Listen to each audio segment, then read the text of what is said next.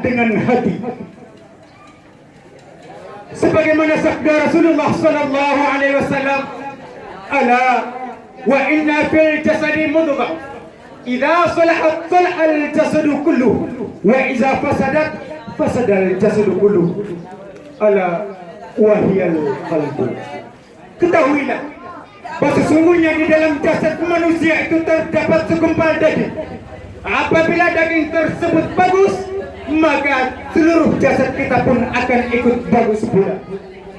Namun sebaliknya, iza fasadat fasadal jasadu kullu, apabila segumpal daging tersebut rusak, maka seluruh jasad kita pun akan ikut rusak. Ala wahiyal qalbu.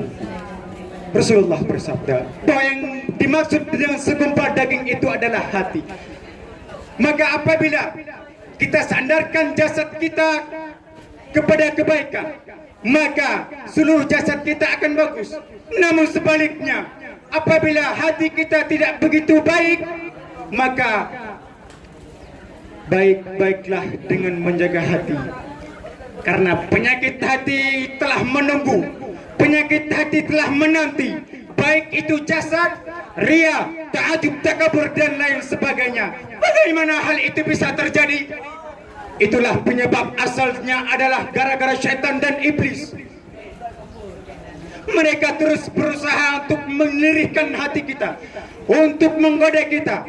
Untuk apa? Untuk menjadi teman sebanyak-banyaknya di dalam neraka nanti. Maka mereka pun membuat satu proklamasi yang dapat kita baca dalam surat Al-A'raf ayat 16 dan ke-17, di mana iblis dengan tegas menyatakan, qala fa bima aghwaytani la'aq'udanna lahum siratakal mustaqim.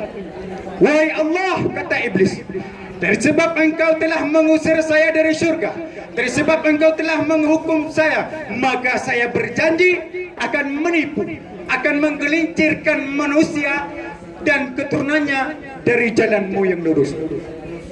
Apa jalan yang lurus? Tidak lain adalah Islam ini.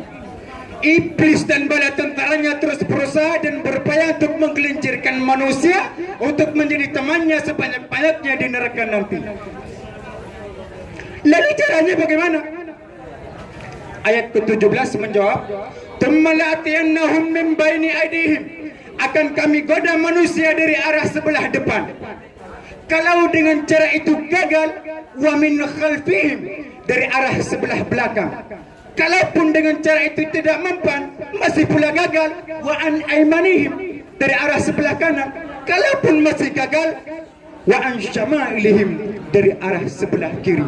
Pendeknya, keempat penjuru angin, iblis dan bala tentaranya belum akan puas sebelum mereka menjadi teman kita baik-baik.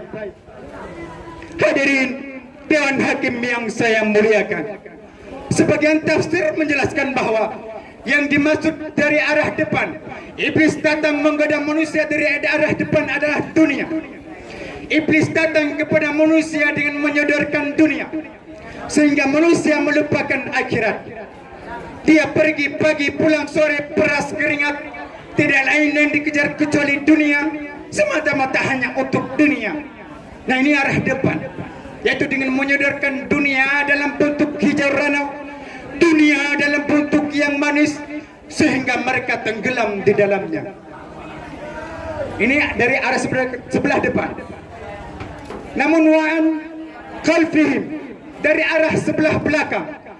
Sebagian ahli tafsir menjelaskan yang bahwa dari arah sebelah belakang, iblis datang menggoda manusia untuk melupakan akhirat.